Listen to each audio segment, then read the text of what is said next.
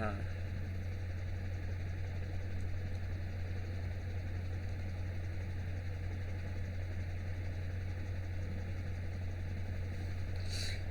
अब देखो नेक्स्ट ये कर लेते हैं। ये तो हो गया था, साइट मैप हो गया, रोबोट हाँ, टैक्सी साइट हो मैप गया, हो गया था। वेबसाइट स्पीड हो गई। ठीक है।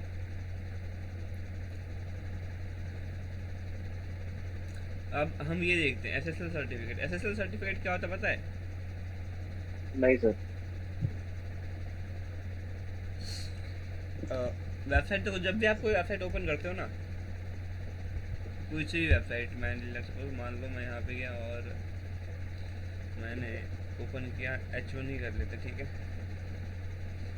आपकी स्क्रीन नहीं आ रही सर। अच्छा, स्क्रीन शेयर ही नहीं करी है।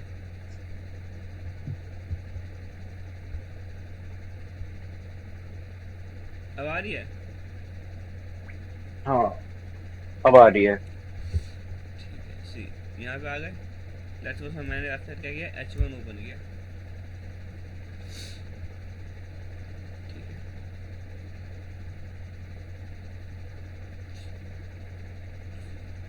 तो जो एसएसएल सर्टिफिकेट है ना, वो बेसिकली करता क्या है, वो हमारी वेबसाइट की जो सिक्योरिटी है उसको रिप्रेजेंट करता है।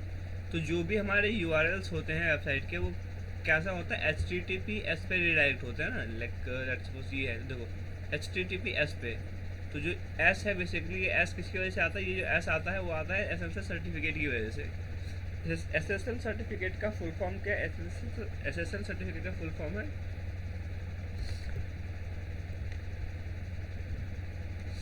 जो ये हमारा एस एस एल सर्टिफिकेट है,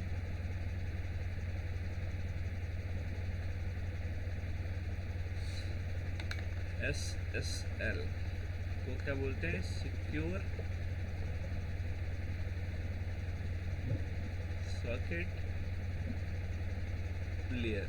ये बेसिकली हमारे वेबसाइट के ऊपर एच टी टी पी को H T T P S में कन्वर्ट करता है, या फिर ये कह सकते हैं H T T P S की जगह पे हमारे वेबसाइट को H T T P S पे रिडायरेक्ट करता है। ठीक है। ये सर सॉकेट सॉकेट लिखा है आपने? हाँ, सॉकेट लिखा है।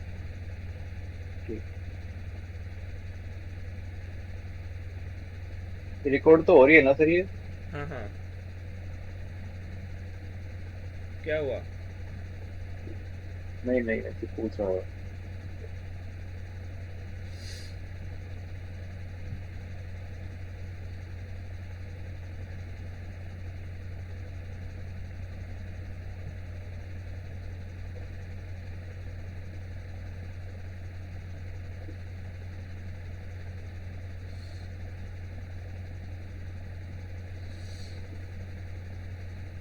क्लियर है? तो बेसिकली देखो, अब सिक्योर को क्यों रिप्रेजेंट करता है? क्योंकि जो ये हमारा वेबसाइट होता है ना, वो उसको क्या करता है, इनक्रिप्ट कर देता है।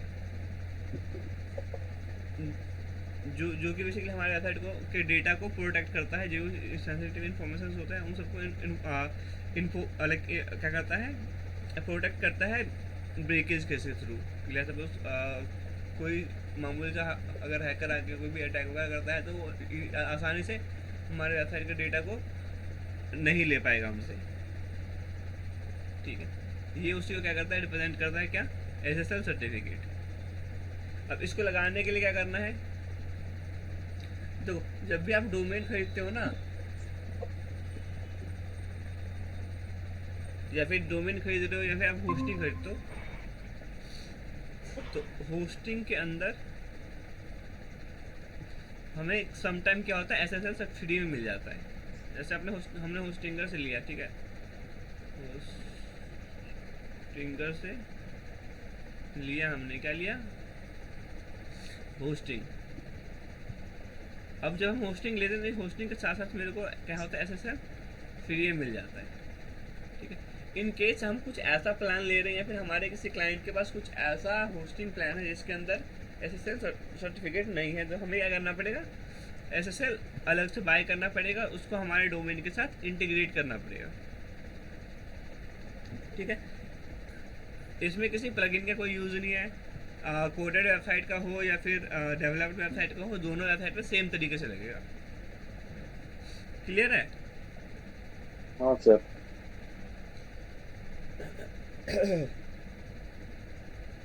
ठीक है। उसके बाद क्या थे, उसके बाद थे ब्रोकन लिंक्स।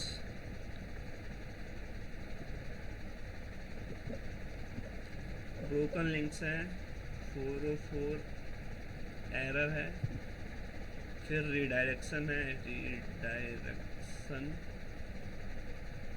301 और 302। अब ब्रोकन लिंक्स क्या होते हैं पता है? नहीं सर। ब्रोकन लिंक मतलब एक ऐसा लिंक जो एग्जिस्ट नहीं करता, या फिर हमने उसको डिलीट कर एग्जिस्ट। दिया है। ठीक है। ठीक है। वो किसी भी वेबसाइट में मिल सकते हैं आपको, कैसा भी वेबसाइट हो। जब हम कुछ भी करते हैं, सपोज हम अपने वेबसाइट का कॉमा लिंक चेंज कर दिया, यूआरएल्स में कुछ चेंजेस कर दिए, तो क्या है, लिंक हमारे ब्रोक हो जाते हैं। या फिर हमने समटाइम ऐसा किया है कि भाई हम डोमेन ट्रांसफ़र कर रहे हैं, तो क्या होता है, हमारा लिंक क्या होता है, ब्रोक हो जाता है। तो मतलब कि जो लिंक है वो बेसिकली एग्जिस्ट नहीं नहीं करता। कर रहा। तो और जब लिंक एग्जिस्ट नहीं करता तो क्या होता है, हमारे वेबसाइट पे एरर आता है, कौन सा, ये वाला 404। 404 एरर आएगा। जब ब्रोकन लिंक होंगे तो हमारे वेबसाइट पे आएगा 404 एरर। अब 404 एरर आता है तो डेटा वेबसाइट कैसा दिखता है,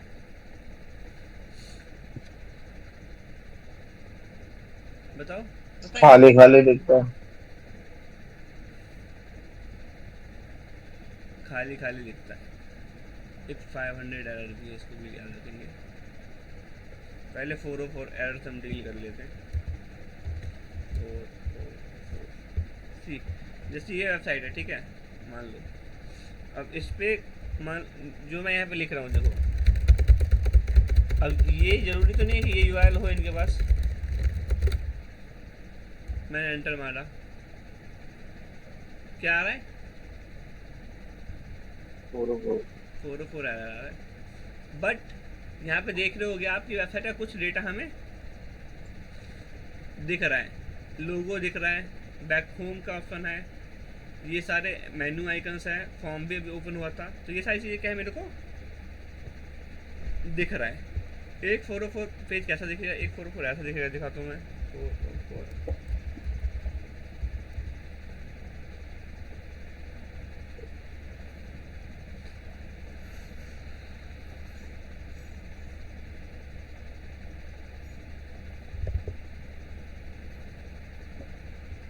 ठीक है। एक 404 आपको ऐसा दिखेगा, जिसपे क्या है, वेबसाइट का कोई भी डेटा नहीं दिखता। ठीक है। एक्चुअल में 404 एरर ये है, ठीक है। और हमें 404 एरर को ठीक करने के लिए क्या करना है, हमें एक 404 एरर पेज डिज़ाइन करना है, या फिर जो हमारा 404 एरर पेज है उन सारे पेजेस को रिडायरेक्ट करवाना है। ठीक है, दो ऑप्शन है, क्या ऑप्शन है, पहला तो ये कि जो हमारा 404 एरर पेज है हम उसको क्या करें, ऐसा डिज़ाइन करवा लें जिसके ऊपर क्या है, यूज़र को हमारे वेबसाइट का कुछ डेटा दिख रहा है। जैसे अब चाहे तो वो यहाँ पे क्लिक करेगा और कहाँ आ जाएगा, होम पेज पे आ जाएगा। या फिर मैं क्या करता हूँ, इस वेबसाइट पे मैं अपने 404 एरर का वो लगा लेता हूँ। जैसे मान लो ये वेबसाइट है,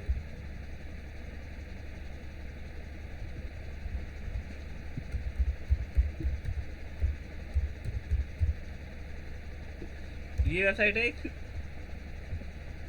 जेवाई डिजिटल, ऐसे ओपन हो रहा है, ठीक है।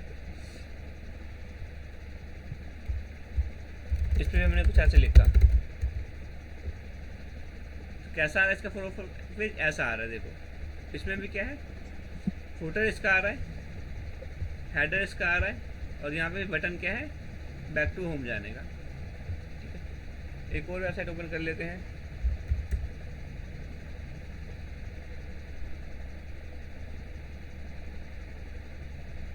ये कौन है, एकदम मेकओवर कंपनी से ये वेबसाइट है कोई, ठीक है।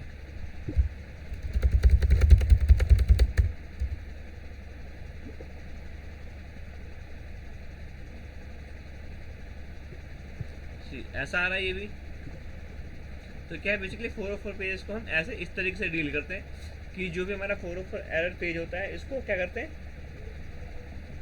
ऐसा बनाते हैं जिसपे हमारे को कुछ क्या दिखे, इन्फॉर्मेशन दिखे हमारे वेबसाइट से रिलेटेड, ताकि यूज़र आए तो क्या है हमारे वेबसाइट को छोड़ के भागे ना। जैसे यहाँ पे आएगा तो क्या करेगा, यूज़र वेबसाइट छोड़ देगा, ठीक है। बट यहाँ पे आएगा तो हम उसके पास रास्ता है कि वो कहीं पे भी जाके कोई काम कर सकते हैं। जैसे वो यहाँ पे क्लिक कर देगा तो उसको क्या है हमारे वेबसाइट पे वापस से रिडायरेक्ट हो जाएगा। क्लियर है? हाँ सर। ठीक है, ये तो भाई कि हमने क्या करा 404 पेज एरर पेज डिजाइन करवाया। दूसरा क्या है, जो 404 एरर पेज है उसको हम क्या करते हैं, रिडायरेक्ट करवा देते हैं। रिडायरेक्ट कहाँ पे करवा देते हैं, किसी भी पेज पे। लेट्स सपोज हमने होम पेज पे क्या करा, उसको रिडायरेक्ट करवा दिया, ठीक है। तो रिडायरेक्शन भी क्या होता है, रिडायरेक्शन भी दो तरीके का होता है।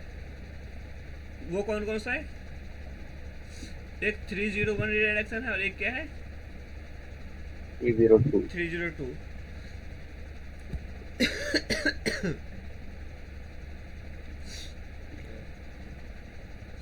अब जो 301 रिडायरेक्शन है वो क्या होता है बेसिकली, हम कब यूज करते हैं पता है ये चीज, देखा तुमने ऐसा कुछ 301 302 रिडायरेक्शन? नहीं सर, नहीं देखा ये।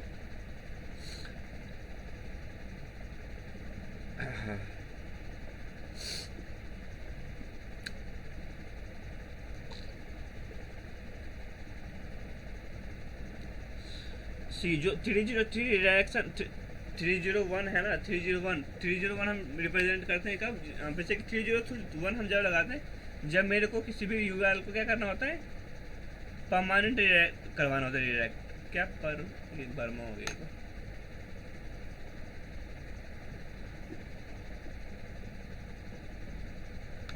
301 क्यों करवाते हैं, जब हमें परमानेंट रिडायरेक्शन लगाना होता है। रिडायरेक्शन। और 302 कब लगाते हैं, जब हमें टेम्पररी रिडायरेक्शन लगाना है, टेम्पररी।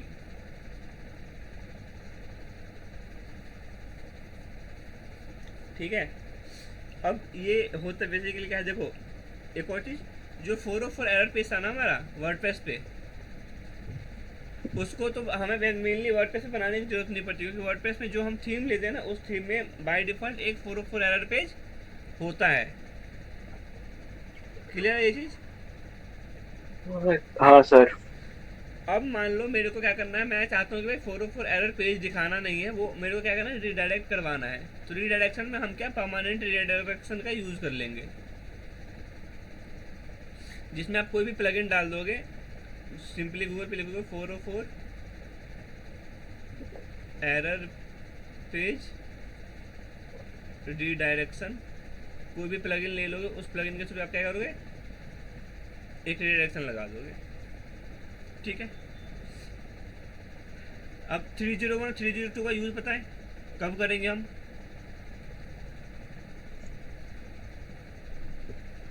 हाँ सूरज?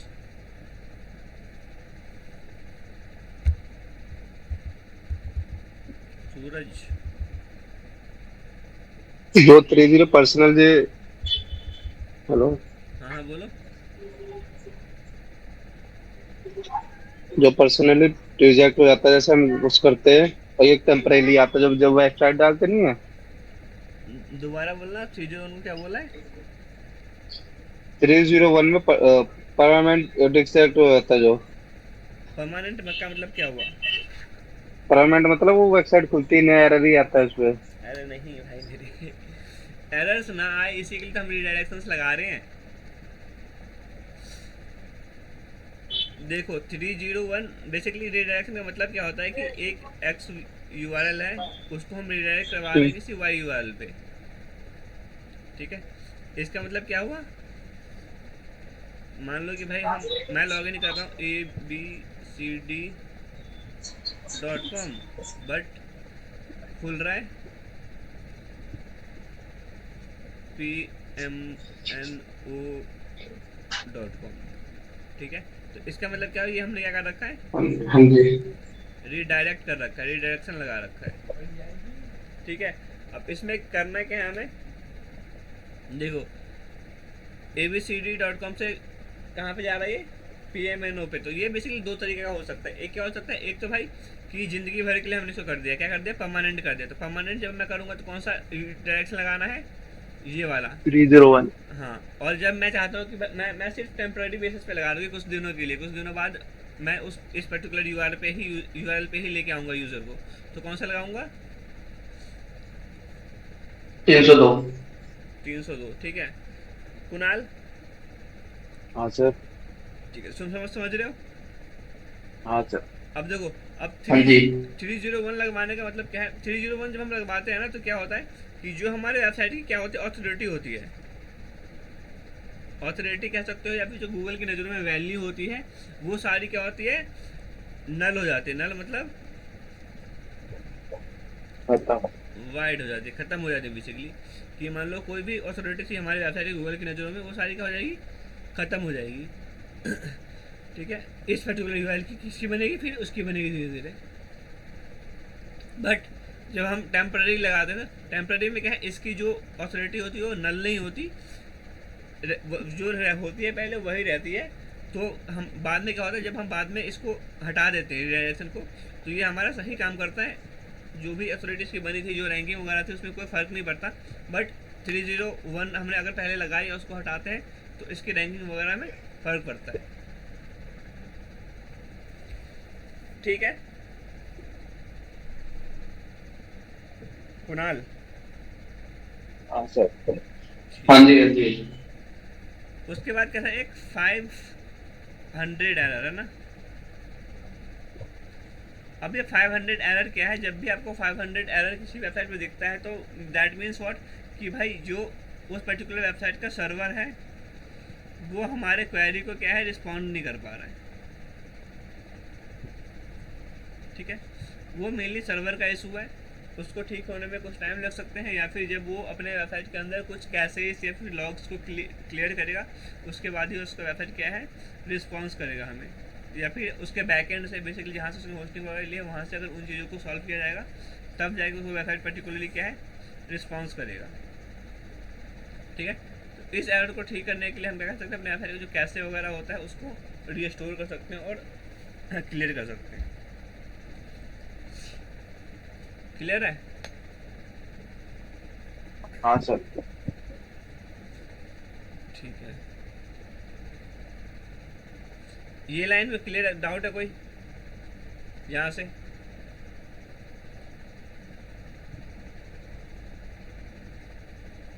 नहीं। नहीं सर। ठीक है, अब हमारे क्या है, ये भी हो गया रिडक्शन, स्कीमा, कैनोनिकल और mobile responsive. Schema, canonical and mobile responsive.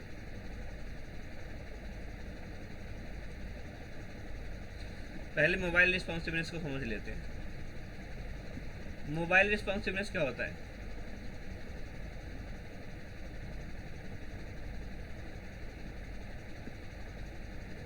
पता है ये चीज़।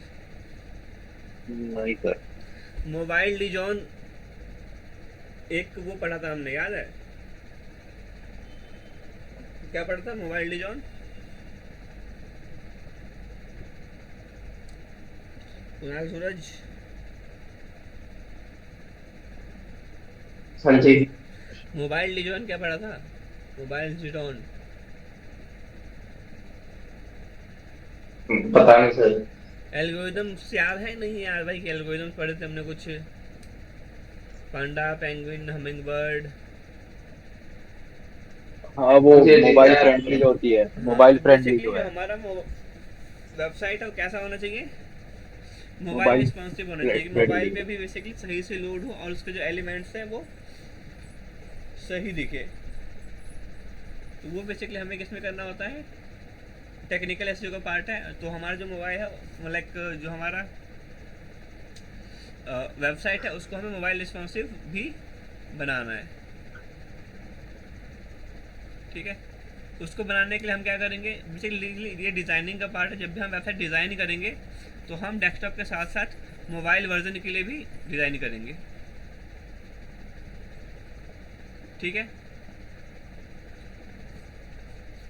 इसमें ये है। अब उसके बाद क्या है, उसके बाद एक कैनोनिकल टैग। क्या है? Canonical tag.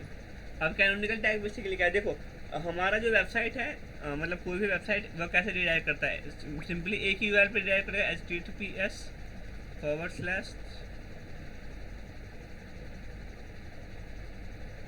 मान लो h1 tags.com, एक ये यूआरएल हुआ, ठीक है।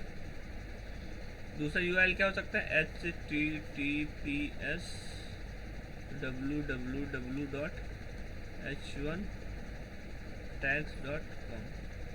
तीसरा हो सकता है http h1tags.com। एक और हो सकता है http www.h1tags.com। ठीक है। सी अब कितने यूआरएल बन गए, कितने यूआरएल बन गए? 4। 4 बन गए, 1 2 3 4। अब बट होना तो एक ही चाहिए, एक पेज के लिए कितनी यूआरएल होना चाहिए, एक होना चाहिए फिर 4 होना चाहिए? एक ही। एक एक एक होना चाहिए, ठीक है। तो हम इन सारे यूआरएल्स को एक बनाने के लिए किसका यूज़ करते हैं, कैनोनिकल टैग का। कि बेसिकली जो भी हमारा वेब पेज कोई बंदा ओपन करे तो हमेशा हमारा वेबसाइट किस यूआरएल पे देखे, जिस यूआरएल पे हमें हमारे वेबसाइट को दिखाना है उसको हम क्या करेंगे, कैनोनिकलाइज करेंगे, ठीक है। कैनोनिकलाइज करेंगे उसको करने के लिए क्या होता है, एक टैग होता है, मैं लिख देता हूँ यहाँ पे। टैग है link relation is equal to canonical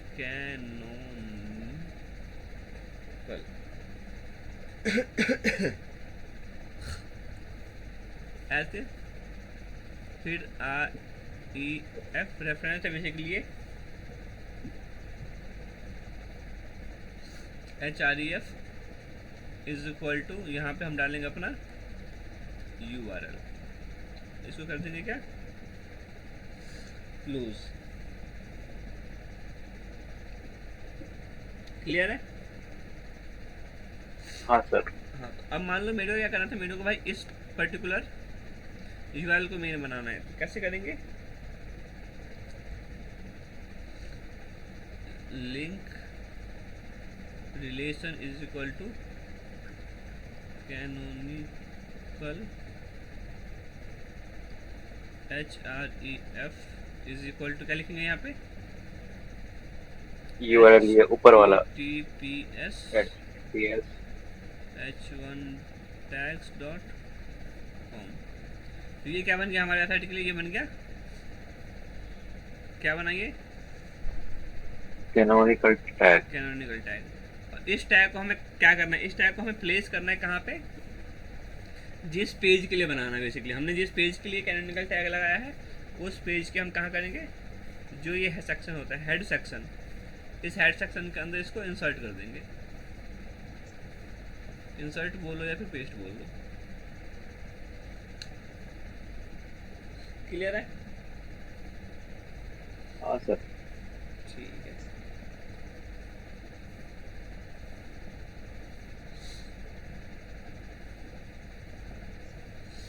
clear है? यहाँ तक कोई डाउट है? नहीं सर। अब इससे फायदा क्या होता है हमें, देखो मैंने एक चीज बताई थी, क्या होता है क्रॉल लिमिट और क्रॉल बजट, याद है? नहीं याद है? पर सर एक चीज और बताना, जो एरर वाला था, जो एरर आ जाता है उसको हम कैसे ठीक करेंगे? कौन सा एरर? जैसे हम लैपटॉप पे कुछ भी काम करते हैं वेबसाइट पे, जैसे एरर नहीं आ जाता 404 ऐसे 500 ऐसे, उसको ठीक कैसे करेंगे? देखो अगर हमारा वेबसाइट वर्डप्रेस पे बना है हम्म। तो कैसा पेज आएगा, एक ऐसा पेज आ जाएगा उसमें, जिसमें क्या है हमारे वेबसाइट का हेडर और फुटर हमें दिखेगा। जैसे कि ये दिखाया मैंने तुम्हें, इसमें क्या फुटर दिख रहा है, ऐसा लिखा आ रहा है। दूसरा क्या है, ये था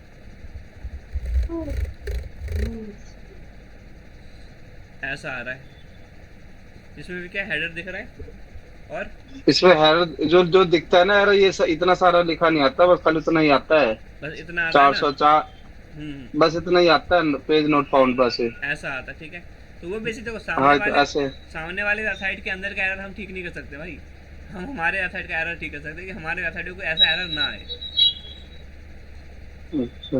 हाँ, ये सामने वाले का हम काम थोड़ी कर रहे हैं, तो हम अपना कर रहे हैं। इसमें क्या हमें क्या करना है, हमें जो हमारा वेबसाइट है कि हमारे वेबसाइट पे ऐसा एरर ना आए, उसके लिए हमें ऐसा क्या करना है, हेडर फुटर लगाना है, या फिर हम एक सिंपली क्या करेंगे, प्लगइन लगा लेंगे जो कि उस एरर को डील करने में हमें हेल्प करेगा। ये है 404 एरर पेज रिडायरेक्शन, ठीक है।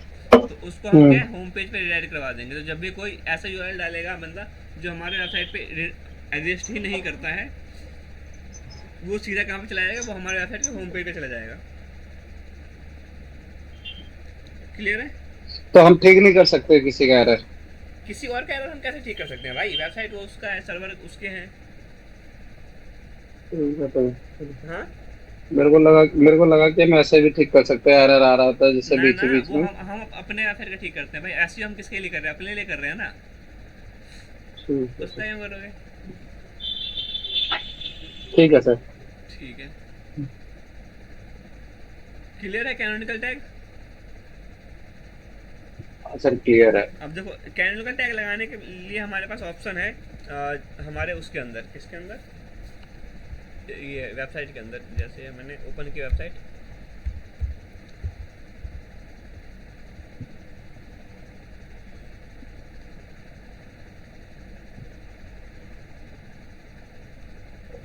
तो पेजेस पे जाएंगे।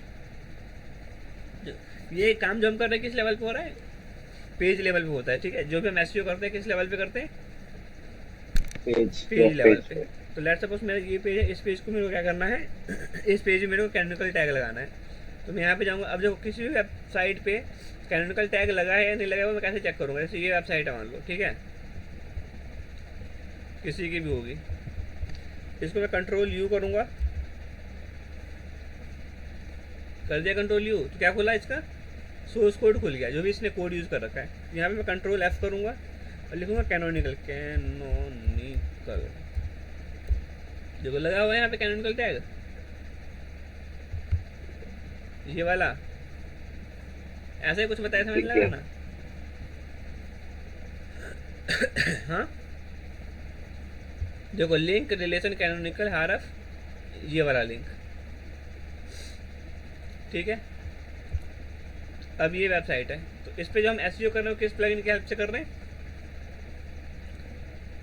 ऑल इन वन एसईओ से। इसकी सेटिंग होगी, इस पे मैंने एडवांस में जाना है। एडवांस पे आके यहाँ पे क्या मांग रहा है हमसे, ये कैनोनिकल यूआरएल। तो जो यूआरएल हमें इसको परमानेंट यूआरएल रखना है, वो यूआरएल हम यहाँ से क्या कर लेंगे, कॉपी, और यहाँ पे क्या कर देंगे, पेस्ट, ये वाला HTTPS ये, और हम इसको कर देंगे क्या, सेव। सेव कर दिया। अब देखते हैं यहाँ पे इसमें भी लगा है कैनोनिकल टैग या नहीं लगा।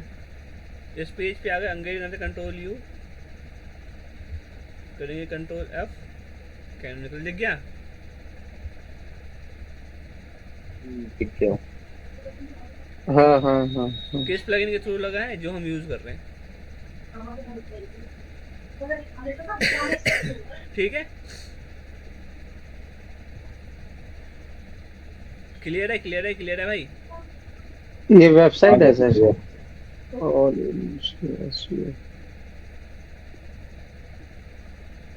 ठीक है, तो कैनोनिकल टैग हम बेसिकली कैसे लगाएंगे, ऐसे लगाएंगे। उसके बाद हमारा क्या है, एक structured data.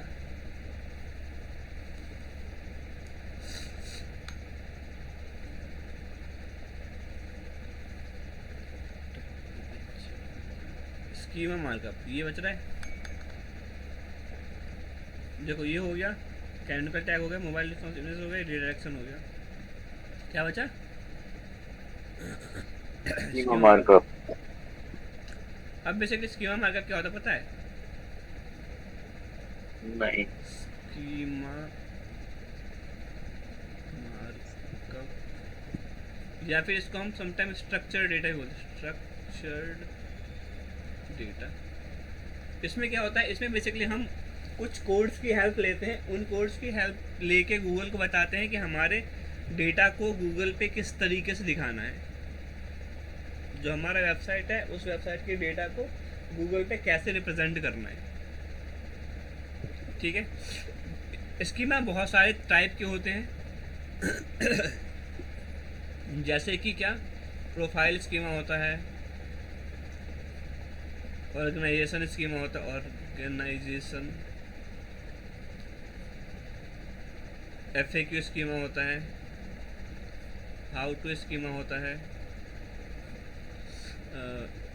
Local business schema होता है,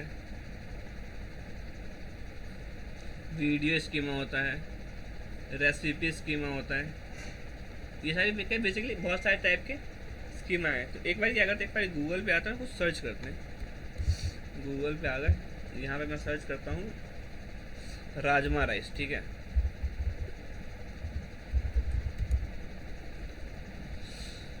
ये कुछ इमेजेस आए, अब नीचे आते हैं, देखो ये दिख रहा है, क्या आ रहा है ये, तो पूछ रहा है कि कुछ क्वेश्चन पब्लिक है कितने बेसिकली। क्या है। तो ये क्या है, ये FAQ स्कीमा लगा रखा है किसी बंदे ने अपने वेबसाइट पे, उस वजह से उसकी वजह से क्या आ रहा है, ये आ रहा है। देखो टाइम्स ऑफ इंडिया का आ गया ये सवाल, दूसरा किसका है, विकिपीडिया का है, तीसरा किसका है, इसका है, चौथा इसका। तो ऐसे क्या है बेसिकली स्कीमास आ रहे हैं। बट यहाँ पे देखोगे तो यहाँ पे इनकी रैंकिंग नहीं हो रही है, कोई रैंक में ये लोग नहीं आए हैं रैंक में तो कोई सी और वेबसाइट आ रखी है। बट स्ट्रक्चर्ड स्कीमा इन्होंने जो इसकी स्ट्रक्चर डेटा डाल रखा है या फिर स्कीमा मार्कअप लगा रखा है, उसकी वजह से ये लोग किस में आ रहे हैं, ये FAQ स्कीमा की वजह से यहाँ पे आ रहे हैं। ठीक है, तो ये बेसिकली क्या करता है, जो हमारा वेबसाइट है उसकी अपीयरेंस को एनहेंस कर देता है सर्च इंजन रिजल्ट पेज पे। बाकी ये देखो यहाँ पे ये भी लगे हुए हैं, ये बेसिकली किसकी वजह से लगे हुए हैं, ये रेसिपी स्कीमा है। रेसिपी स्कीमा की वजह से जो ये वेबसाइट है उन वेबसाइट का डेटा कुछ इस तरीके से हमें गूगल पे दिख रहा है। अब मान लो मैंने यहाँ पे लिखा शाहरुख खान,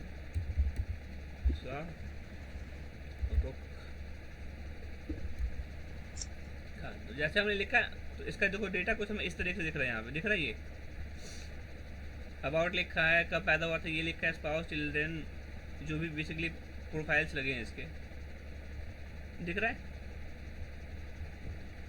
तो जो बेसिकली ये कौन सा स्कीम है, ये है वो स्कीम है जिसको हम वो बोलते हैं यार, क्या था अभी, ऑर्गेनाइज वो प्रोफाइल स्कीमा। प्रोफाइल स्कीमा की वजह से क्या आता है, ये आता है। ऐसे आप कुछ जो बेसिकली डेटा देखते हैं ना यहाँ पे, न्यूज़ स्कीमा है, तो ये सारे किसकी वजह से आ रहे हैं, ये स्कीमास की वजह से आ रहे हैं। ये सारी चीज़ें दिख रही है आपको, किसकी वजह से आ रहे हैं, ये स्कीमा की वजह से। वीडियो आ रहे हैं, तो वीडियो स्कीमा लगा हुआ है। ये बेसिकली इस तरीके से क्या है, कंटेंट ऐसा कुछ आ रहा है। तो अब हमें भी क्या करना है, स्कीमा लगाना है। तो स्कीमा लगाने के लिए हम क्या करेंगे, हम वेबसाइट पे जाएंगे, किस पे, स्कीमा मार्कअप जनरेटर पे। ठीक है, या फिर देखो मान लो कि भाई हमारे पास हमें क्या है, हमारा वेबसाइट दो है, एक वर्डप्रेस पे होता है और एक कोडेड होता है। वर्डप्रेस पे लगाने के लिए क्या करना है हमें, मान लो मेरे को इस पेज पे ही लगाना है, तो इसको एडिट करूँगा और कहाँ जाऊँगा, ऑल इन वन SEO की सेटिंग में जाऊँगा।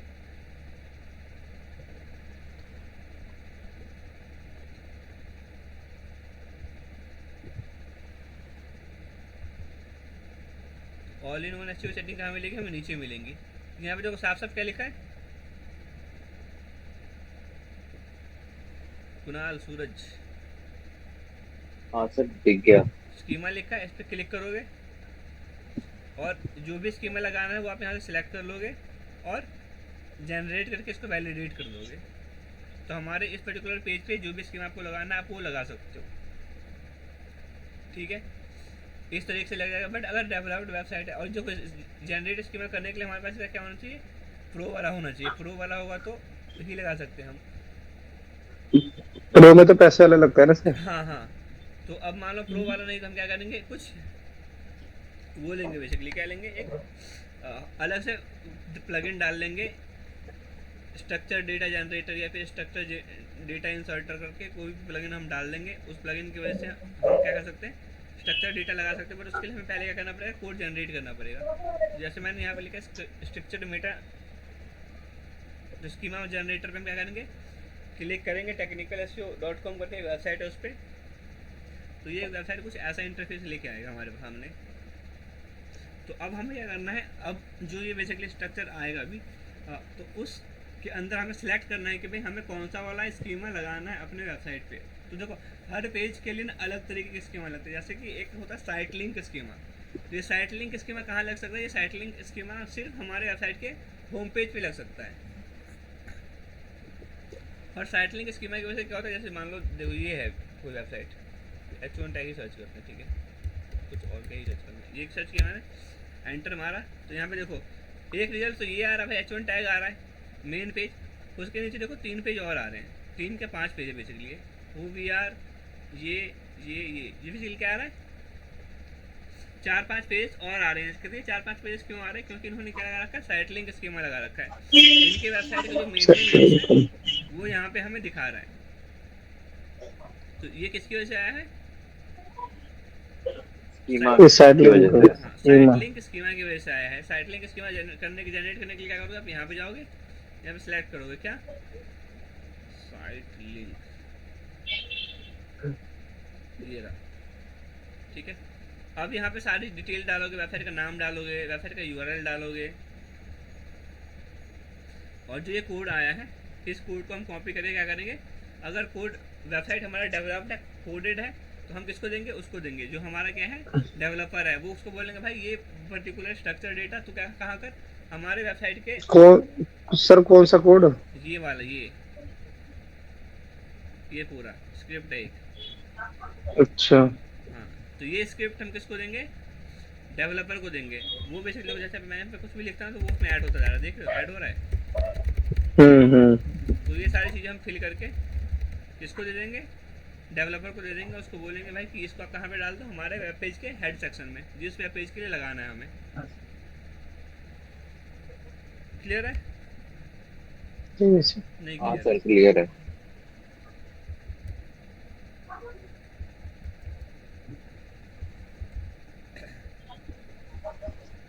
इसी तरीके से मान लो मेरे को क्या लगाना है, ये वीडियो स्कीमा लगाना है, तो वीडियो वाली चीज़ें ऐड करूँगा सब कुछ। तो ये देखो चेंज होता जाएगा, ठीक है। मान लो मेरे को क्या लगाना है, मेरे को लगाना है रेसिपी स्कीमा। तो रेसिपी के अकॉर्डिंग चीज़ आ जाएगी, नाम, recipe description, keywords, URL image के, again image URL, video thumbnail कुछ दिखाना है, ये सारी चीज़ें, क्रिएटर कौन है, किसने क्रिएट किया है, सारी चीज़ें ऐड करके क्या बनेगा कोड। इस कोड को हमने किसको देना है, डेवलपर तो को। ये वेबसाइट उठा के कॉपी करके कौन सी वेबसाइट पे जाएगी? कौन सी वेबसाइट, सॉरी, जो आप ये ये कोड, साइड में है, ये, हाँ, तो ये कोड हम किसको, इसको हम, डेवलपर को देंगे भाई, हाँ डेवलपर कोड। को, जिसने हमारा वेबसाइट बनाया उस डेवलपर को देंगे। उसको बोलेंगे भाई कि ये पर्टिकुलर पेज है हमारा, इस पेज के लिए ये स्कीमा है, इसको इसके हेड सेक्शन में पेस्ट करना है। क्लियर है, ठीक है। हाँ सर क्लियर है। ठीक। तो इस तरीके से क्या है, हम मल्टीपल स्कीमास लगा सकते हैं। ये FAQ लगा सकते हैं, हाउ टू लगा सकते हैं, ब्रेड क्रम्स होते हैं। तो बेसिकली सारे स्कीमास हम यहाँ से लगा सकते हैं। अब इसके लिए मैं जैसे जैसे मान लो इसमें पेड था हमारा, तो हम क्या करते हैं, मैं तुम्हें पेड प्लगइन बता देता हूँ, सॉरी फ्री वाला प्लगइन बताता हूँ जिसकी वजह से स्ट्रक्चर डेटा लगा सकते हैं। अब जब ऐसा नहीं कि जो भी हम स्ट्रक्चर डेटा लगाएंगे वो हमें हमारे वेबसाइट पे दिख ही जाएगा। वो अगर गूगल अप्रूव करता है उसको तो वो दिखेगा, अगर अप्रूव नहीं करेगा गूगल तो हमें लगाने नहीं देगा हमारे वेबसाइट पे।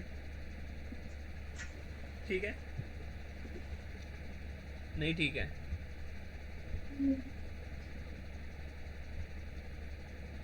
ठीक है सर।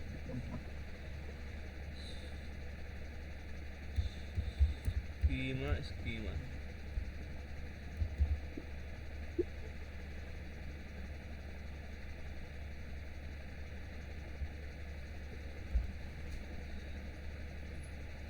ये आया था, कहाँ चला गया ये, schema and structure data for WPNAMP click करते हैं।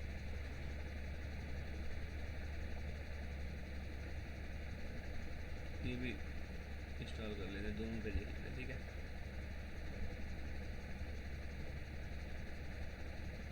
एक्टिवेट करते हैं।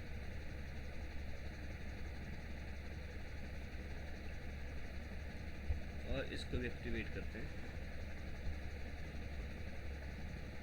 ठीक है, दो डाल दिया हमने स्कीमा के लिए। अब आते हैं अगेन पेजेस पे। इसी पेज पे आ रहे हैं, इसी पेज पे आते हैं।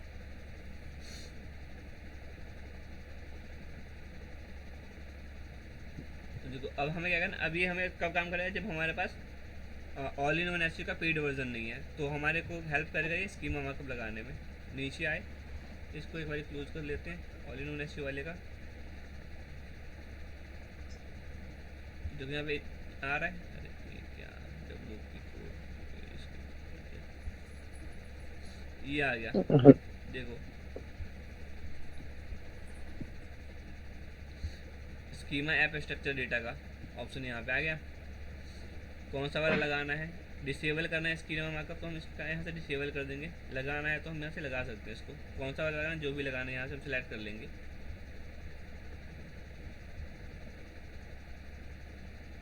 ठीक है, एक ये प्लगइन की वजह से आएगा। दूसरा एक और है, कौन सा वाला, ये वाला देखो, स्कीमा एंड स्ट्रक्चर डेटा वाला। ओपन करते हैं इसे,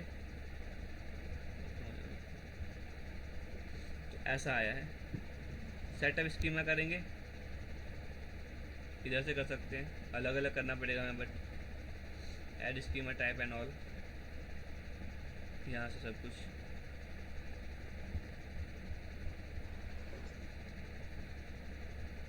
बट दूसरा तरीका क्या है हमारे पास, यहाँ पे आते हैं, बैक जाते कोई और। तो ये सेटअप किया था हमने, तो ये ओपन हुआ था, और वहाँ पे उसके नीचे एक बटन आया था कस्टम का।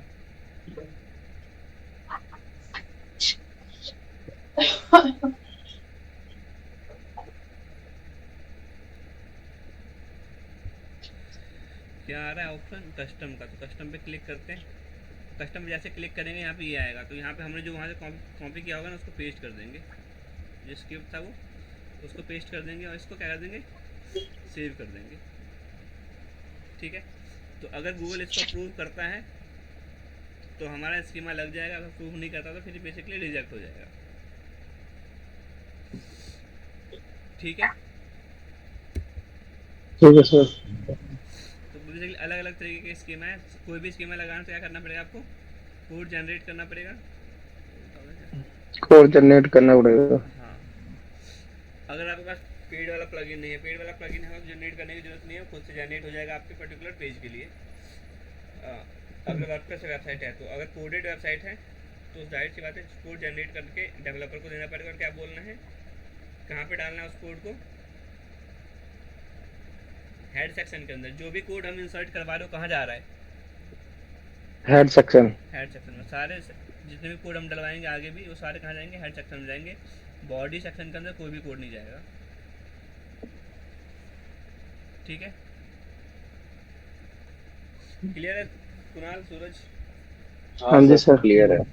ठीक है, एक बार प्रैक्टिस कर लेना ना कि। ठीक है सर। हाँ, मैं रिकॉर्डिंग भेज दूंगा इसकी।